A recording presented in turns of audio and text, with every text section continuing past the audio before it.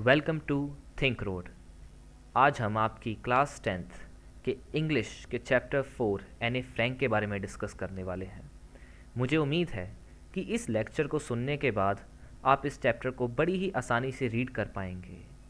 लेकिन इससे पहले कि आप ये लेक्चर सुने, मैं आपको रेकमेंड करना चाहूँगा कि एक बार आप इसी चैप्टर के बैक क्वेश्चंस को रीड कर लें। इससे क्या होगा कि जब आप इस लेक्चर को सुन रहे होंगे तो आपको समझने में काफ़ी आसानी होगी। आपको ये पता चल जाएगा कि कौन सा क्वेश्चन आपसे किस आंसर की मांग कर रहा है और इस लेक्चर में उस आंसर को कहाँ ढूंढना है। चैप्टर शुरू करने से पहले कुछ ज़रूरी बातें हैं जो एने फ्रैंक के बारे में जान लेनी बहुत ज़रूरी हैं। जैसे कि एने फ्रैंक का जन्म 12 जून 1929 में हुआ था। उनकी मृत्यु 1945 में हो गई। उनकी डेथ का महीना फेबररी और मार्च, जो दोनों महीनों में कन्फ्यूजन है, तो क्लियर नहीं है कि फेबररी में हुई या मार्च में हुई। उनका जन्म जर्मनी में हुआ था और वो एक ज्यूज धर्म के परिवार में जन्मी थी। वो डायरीज़ काफ़ी लिखा करती थी, अपने हर रोज़ की जो ज़िंदगी है उसको डायरीज़ में लिखा करती थी। और ये वो कब लिखती थी, क्योंकि जो 1940s का टाइम था वो वर्ल्ड वॉर 2 का टाइम था और जो हिटलर था, जर्मन का डिक्टेटर, वो ज्यूज से बड़ी नफ़रत करता था और एने फ्रैंक ज्यूज थी। तो हुआ क्या कि उनका परिवार छुप छुप कर कभी कहीं छुपता था, कभी कहीं छुपता था, छुप छुप कर जीता था ताकि नाजी वाले, हिटलर वाले उन्हें ढूंढ कर मार ना दें। और एने फ्रैंक अपनी डायरी इसी टाइम में लिखा करती थी जब उनका परिवार एक जगह से दूसरी जगह छुपता था। वो अपनी फैमिली और अपने 4 दोस्तों के साथ रहती थी एम्स्टर्डम में।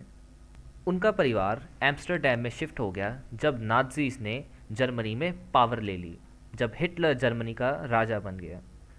पर वो तब वहाँ फंस गई जब नाज़ी वाले नेदरलैंड्स तक भी पहुँच गए।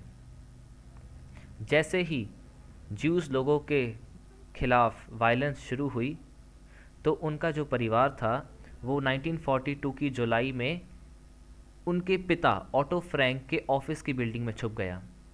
वो वहाँ 2 साल तक छुपे रहे। उनका जो ग्रुप था उसे धोखा दे दिया गया और उन्हें एक कंसंट्रेशन कैंप में ट्रांसफ़र कर दिया गया। कंसंट्रेशन कैंप वो होता है जहाँ पर बड़ी ही बेरहमी से लोगों को बंद कर कर मार दिया जाता है। और दुख की बात है कि एने की मौत तब वहाँ हो गई।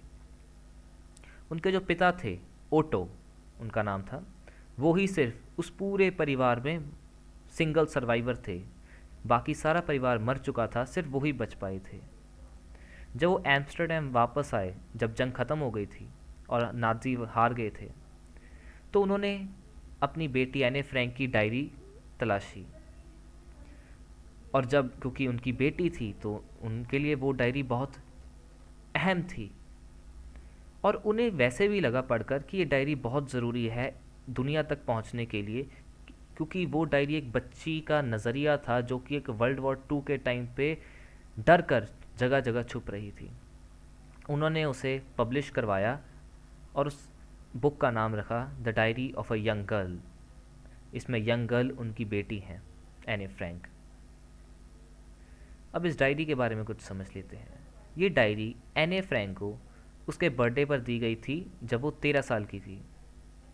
और इसमें एने फ्रैंक ने 12 जून 1942 से लेकर 1 अगस्त 1944 तक अपने सारे इवेंट्स लिखे। क्या उनके साथ हुआ, वो कहाँ शिफ्ट हुए, कहाँ नहीं हुए, और अपनी पर्सनल ज़िंदगी के बारे में भी एने फ्रैंक ने लिखा। ये जो बुक थी ये डच में लिखी गई थी, क्योंकि एने फ्रैंक जर्मन की थी तो वो डच में लिखती थी। लेकिन जैसे ही ये बुक पब्लिश की गई तो ये इतनी पॉपुलर हुई कि इसे बाकी लैंग्वेजेस में भी पब्लिश किया गया ताकि बाकी देशों के लोग भी इसे पढ़ पाएँ। और थोड़ी ही देर में ये दुनिया की सबसे ज़्यादा पढ़ी जाने वाली किताब बन गई।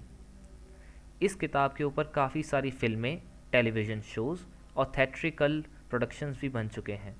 इवन एक सोप ओपरा भी बना हुआ है इस डायरी के ऊपर।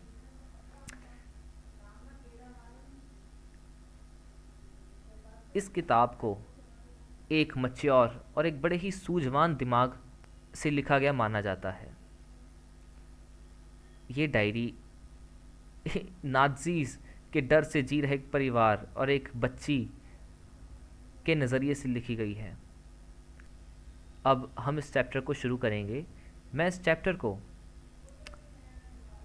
एने फ्रैंक के नज़रिए से लिखने की कोशिश करूँगा, क्योंकि एने फ्रैंक ने इस डायरी को आई करके लिखा है। I am doing this, I don't like this, I feel like writing, I करके।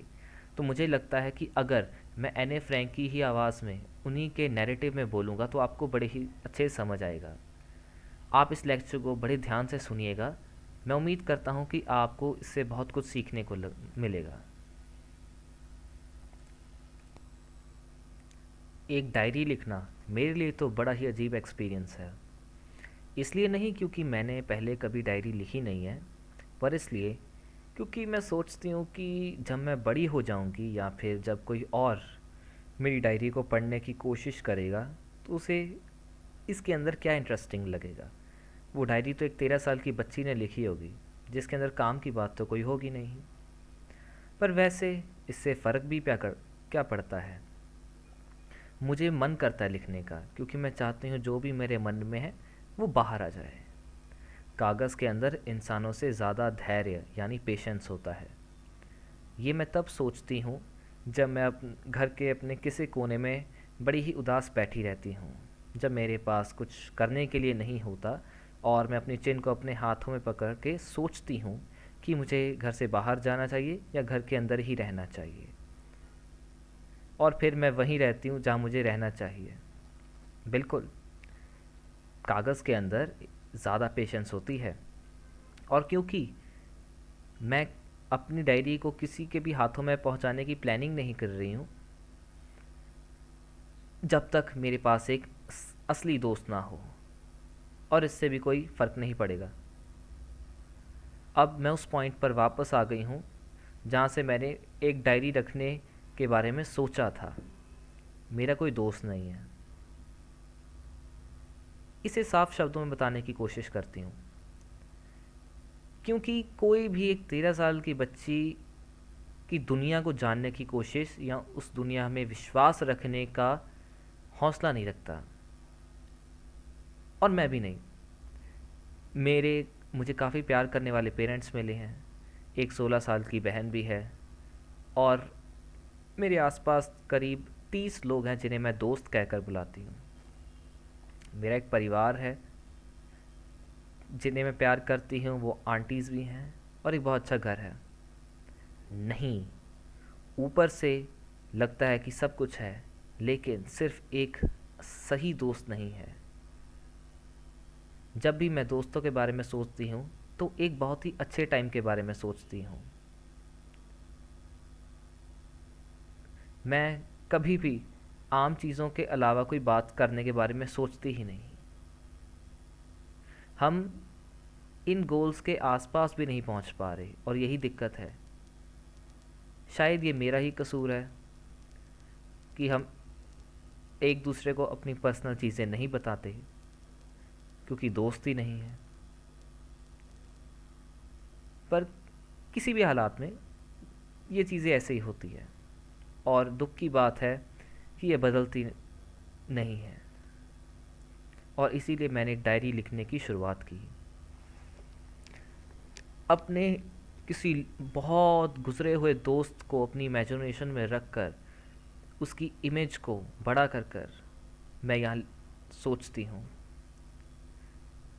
मैं सिर्फ अपनी डायरी के अंदर फैक्ट्स नहीं इकट्ठा करना चाहती, जैसा कि बाकी लोग करते हैं कि दिन के अंदर क्या किया या क्या नहीं किया, पर मैं अपनी डायरी को अपना दोस्त समझना चाहती हूँ।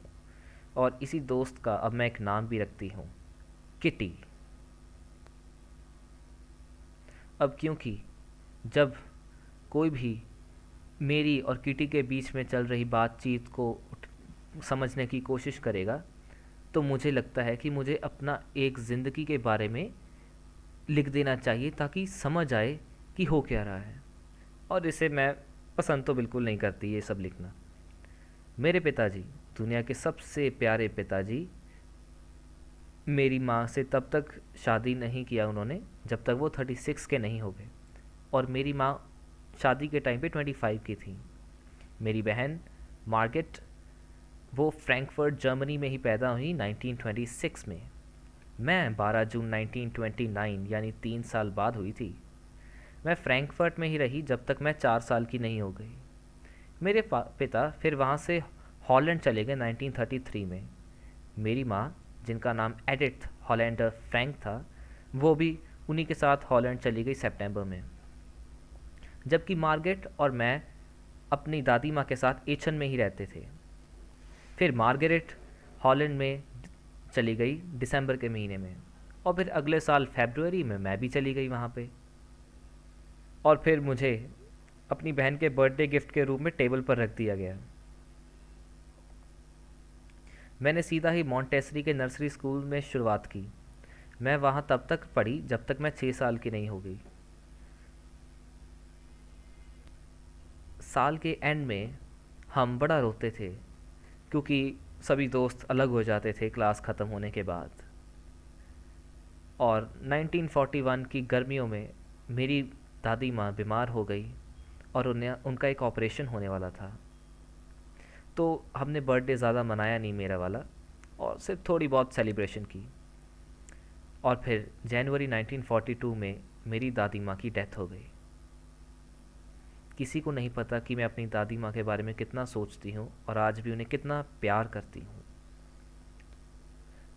ये जो आजवा बर्थडे सेलिब्रेशन है 1942 का, ये खुशी मनाने के लिए किया गया था। और मेरी दादी माँ के लिए भी एक मोमबत्ती लगाई गई थी। हम चारों ठीक ठाक चल रहे हैं, और इसी से मैं आज की डेट 20 जून 1942 पे पहुंचती हूँ।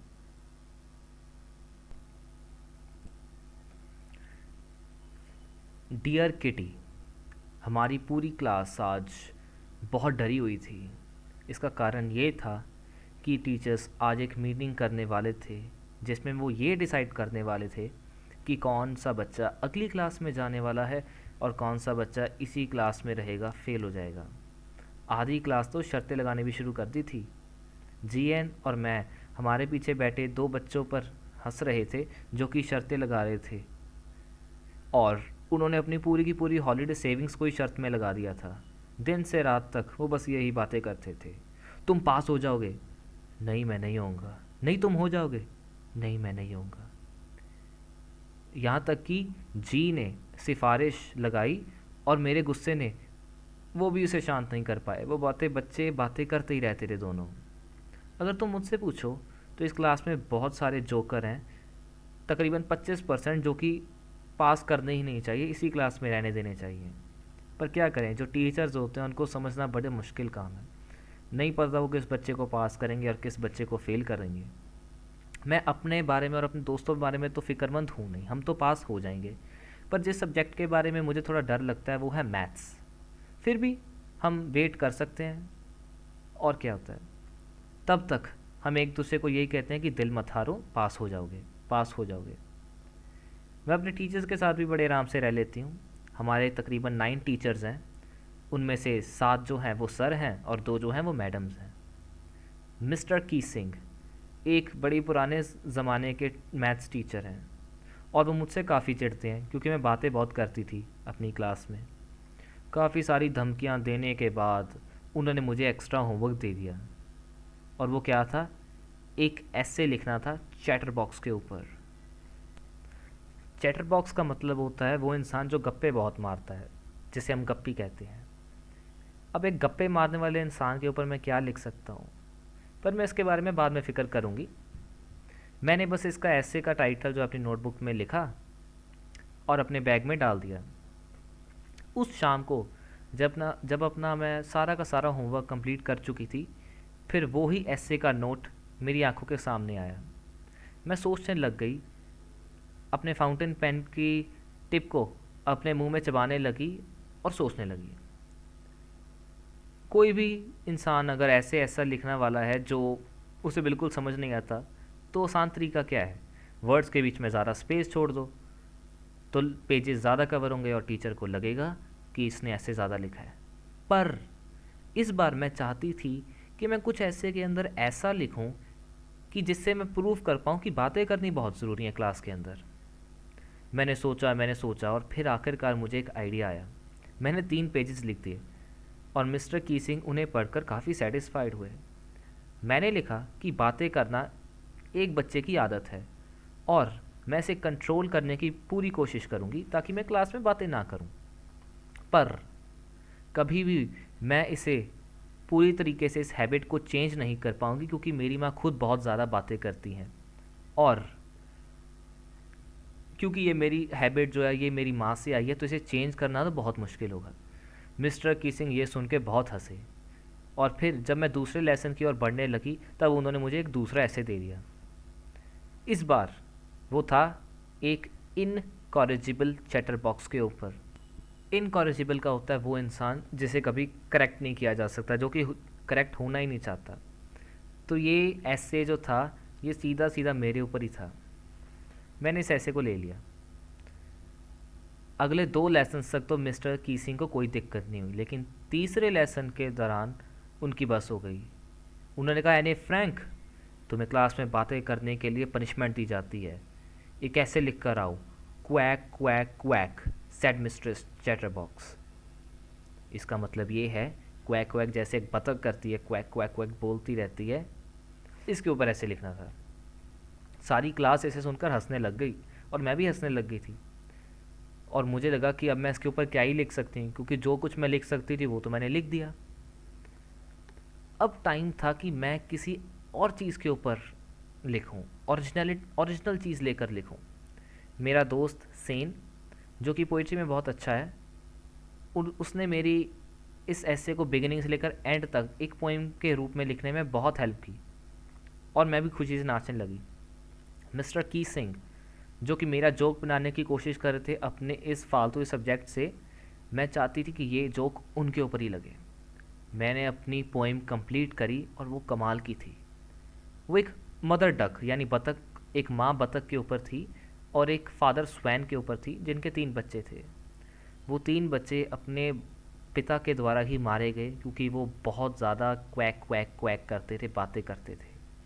किस्मत से मिस्टर कीसिंग ने इस जोक को सही तरीके से ले लिया और उन्होंने ये पोइम पूरी क्लास के सामने पढ़ी और पोइम ख़त्म होने के बाद अपनी तरफ से भी कुछ बातें इस पोइम के बारे में की और फिर यही पोइम दूसरी क्लासेस में जाकर भी सुनाई। और उसके बाद मुझे क्लास में बात करने की परमिशन मिल चुकी है और मुझे एक्स्ट्रा होमवर्क भी नहीं करना पड़ता। और दूसरी तरफ मिस्टर कीसिंग भी अब जोक ही बनाते रहते हैं। इसी के साथ तुम्हारी प्यारी एनी ये डायरी ख़त्म करती है।